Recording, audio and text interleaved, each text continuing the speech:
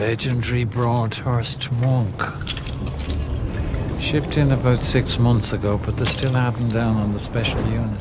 Danny Meehan, nicknamed the Bone Crusher, is a former captain of England's national football team. Now retired and bored, he looks for thrills by speeding through the streets while chugging whiskey straight from the bottle. He pulls up to a bar, orders another drink, mouths off to some cops, and then punches them in the face. For assaulting officers and drunk driving, Danny gets sentenced to 3 years in prison. His football career ended abruptly after he was accused of fixing matches. In prison, the guard Hatchet makes it clear right away. Danny's a nobody here. Inmates crowd the walkway to shout and curse at the ex-football star, calling him a traitor who sold out his country for cash. Danny is brought to Senior Officer Mr. Burton. Tomorrow, the prison governor will offer Danny a position, coaching the prison's football team, and Danny's answer has to be no, just to make sure he gets the message. Hatchet hits him with a baton. They show Danny his cell, then take him to his work detail. He's assigned to clean up trash around the yard with an old-timer named Doc. That includes cleaning up poop wrapped in newspaper, thrown out of the windows at night by inmates. Doc sends Danny to meet Charlie Sykes, a notorious gangster and shadow boss of the prison, currently serving a 30-year sentence. Charlie lost a lot of money betting on the England versus Germany game when one player suspiciously missed a penalty kick. Now, Danny owes him.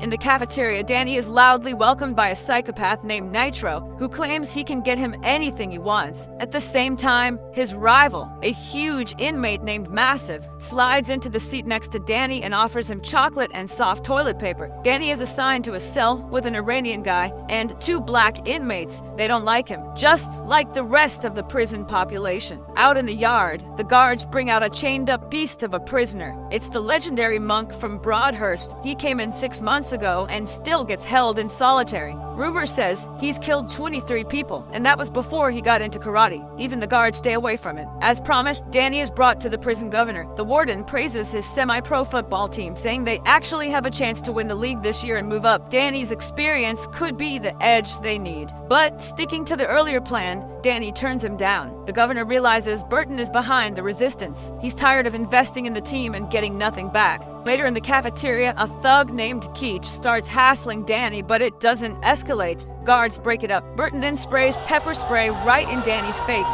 He's the only one thrown into solitary. The prison governor is constantly placing bets on sports. Danny begs him to leave him alone. He just wants to do his time. So why, the governor wonders, is he attacking both inmates and guards? The old man orders Danny back to solitary confinement. Massive brings Danny some food. He also gives him an idea. Set up a match between the inmates and the guards. It would count as great training for the guards. This idea works for both the governor and senior guard Burton. Massive is pleased with his plan. Nitro chimes in too, saying he could have been a pro player himself if only he didn't love building bombs so much. Meanwhile, the gambling-loving governor is having a rough day. He just lost £5,000. Hatchet keeps pressuring Massive, this time for making a new friend. Danny wants Sykes' guys on the team, but the prison boss banned them from joining. Still, one fan of Danny does show up. Blue T wears a jersey with Danny's number and begs to learn some fancy footwork. Danny also starts noticing strange things going on inside the prison. Doc explains that Sykes tips off the governor about which teams to bet on. In return, the governor allows newspapers inside, but they're soaked in acid. It's a trade, illegal substances for betting intel. Nitro becomes a snitch. He offers to share valuable information if they transfer him to a nicer prison. Danny overhears the deal.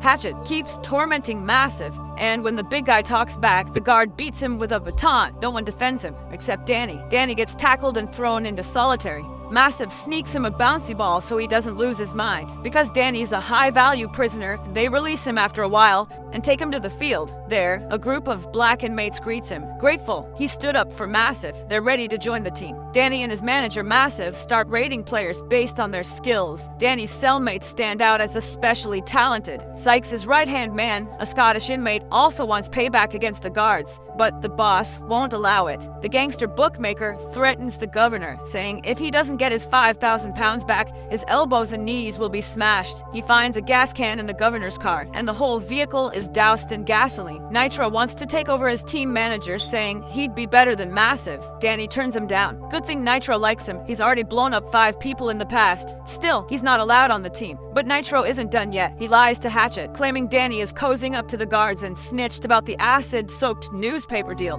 Hatchet and the Scotsman grab Danny and threaten to cut out his eye. Danny fights back and wins. When the guards rush in, He doesn't snitch on his attackers. That proves he's not a rat. Impressed, the Scotsman apologizes and offers himself and a few solid players for the team. To keep Sykes from interfering, Danny proposes a deal. Let him bet on the game and choose the outcome himself. The prison boss Sykes shames Danny for betraying his national team, but he admits he'd rather bet on the inmates' team anyway. Blue T still dreams of making the team, and Danny doesn't have the heart to turn down his biggest fan. The warden complains to Sykes that the shady bookie he recommended is now threatening him. Plus, he's broke. He's sunk all his money into the prison team. Meanwhile, Doc shares why he's been locked up longer than most. A guy tried to push him around on the outside, so Doc threw a grenade, left over from the war, into his window. He didn't know the man had a wife and a baby. It's something he'll never be able to make right. After thinking it over, Sykes gives permission for his men to join the team, but under one condition: Danny has to fight one of his guys. That way, no one will think they're just buddying up. Meanwhile, the psychopath Nitro has turned on his idol. Hatchet transfers him to solitary so he doesn't get stabbed for snitching. Danny was supposed to fight Gentle Nick, but the guy's not feeling well, so instead, he'll face the massive Catch. Undefeated with 30 wins, the fight has a twist. The two chained-up fighters take turns punching each other in the face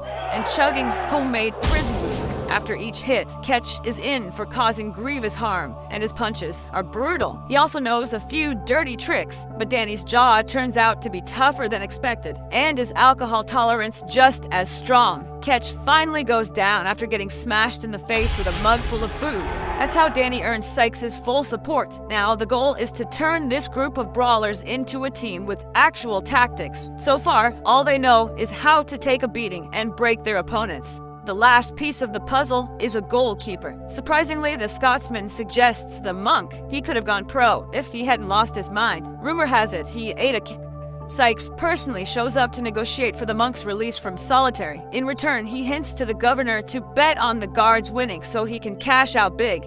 At first, the monk refuses to play football, but the second he hears it's against the guards, he agrees. During training, a guy with a mohawk ticks him off, and the monk breaks his nose. Then, casually says it was an accident. Danny tells Burton that his team is going to give them hell. Both inmates and guards train hard. Everyone's taking preparation seriously. Sykes warns Danny there's a lot of money riding on this game, and the inmate team has to win. The Scotsman, Monk, and Blue Tea teach the others a set of dirty moves to use against the guards. Blue Tea volunteers as the test dummy, unaware there are 23 moves total. He barely survives the training. Hatchet corners Nitro and demands he do something about Danny, otherwise he'll be thrown back into the general population, where someone's bound to kill him for being a rat. Nitro gets to work building a bomb. Meanwhile, the warden's secretary has a thing for Danny. She gives him video footage of the guards' previous matches, along with their personal files. In return, Danny pays her in kind. Yet while the inmates hold a meeting to discuss the guards' weaknesses, which they now know in detail, Nitro slips a bomb into Danny's locker. Danny had forgotten some of the tapes, so he asks Doc to bring them to his cell.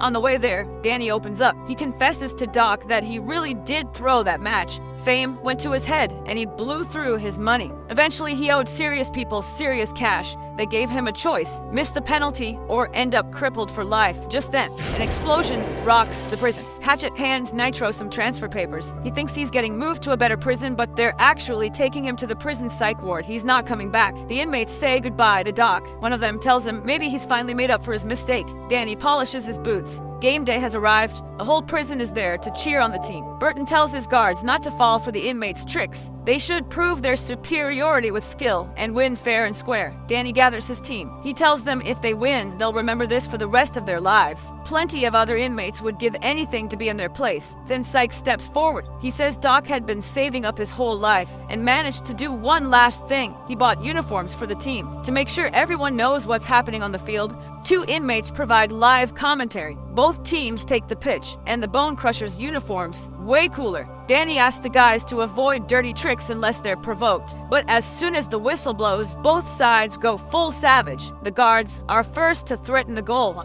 During a counterattack, Danny takes out the head of security with a brutal tackle. He then nails a free kick right into Hatchet's crown jewels. Next shot, same target. At one point, the monk forgets which goal is his and charges the opposite end. No one dares to stop him. Players are dragging each other by their shirts, smashing bodies everywhere. During a free kick, the ball ricochets toward Monk's goal. For a second, the beast drifts off into his imagination, picturing himself going full berserker and wiping out the entire guard squad, but he snaps back just in time and makes the save. Troy pushes the ball deep into enemy territory and makes the pass. The Iranian goes for his famous bicycle kick, but misses.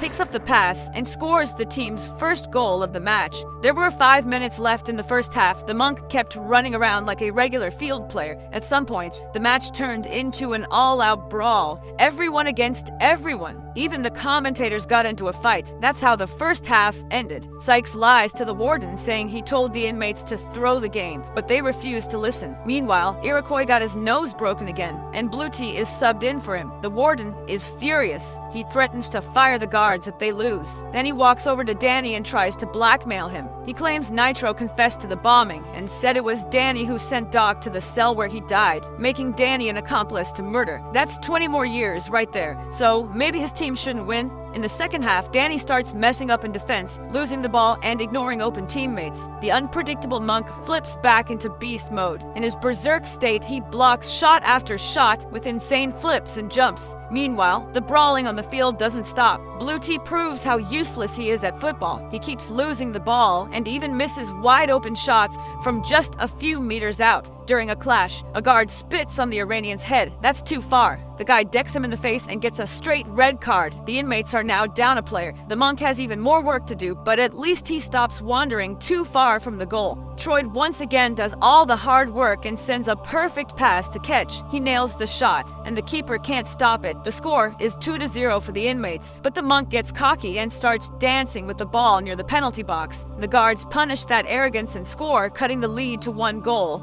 Everyone is shocked when the monk actually admits it was his fault. Another shot nearly slips past him. The team starts falling apart. Danny looks especially awful. He fakes an injury and goes down. Burton doesn't like what he sees from his opponent. Massive is also disappointed. He didn't expect their captain to sell him out, but there's no substitution, so 11 guards now face just 9 inmates. The score ties up 2-2. Danny changes his mind and comes back in, determined to win, but the team no longer trusts him. Troy even refuses to pass during an attack. Danny has to do everything on his own. He sprints across the field. Meanwhile, the monk casually checks Hatchet's crotch one more time. With force, the ball flies into the guard's net, but the goal is cancelled due to Hatchet being injured earlier. A free kick is awarded to the guards. The maniac in goal handles it like a pro. The ball lands in midfield, where only Danny and 1 defender are waiting. Danny breaks past the defender and goes one-on-one with the goalie. The keeper takes him down, but Danny got back up and stood with the ball right at the edge of the box. He didn't take the shot himself. Instead, he passed it to the clumsy Blute, who fired with all his strength into the emptied net. The inmates took the lead just seconds before the final whistle. They won the game. The warden stormed over to Danny and promised to ruin his life, but Burton stepped in and defended him,